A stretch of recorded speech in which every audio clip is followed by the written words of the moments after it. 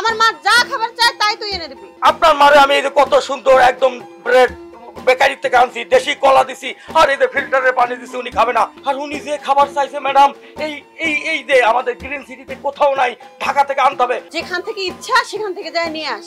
তারপরে আমার মা এসব খাবে না। মা, তোমার মুখটা শুকিয়ে গেছে, চলো তুমি ঘরে চলো। আমার মনে হতেছে আন্টি মনে 3-4 দিন খায় নাই। আন্টি আপনি খান দয়া করে। 3-4 দিন খায় না মানে কি আমার বাসায় খাবার নাই? ফালতু কথা বলার জায়গা পাস না?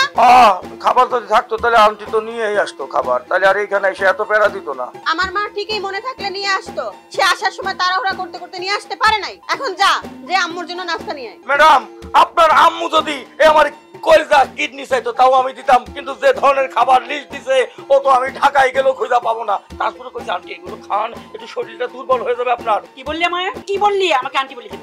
আন্টি বললি কেন? আমি তোকে বলেছি না আমাকে আন্টি বলবে না আপা বলবে? এই আমার কি অত বয়স হয়েছে আমাকে আন্টি বলস?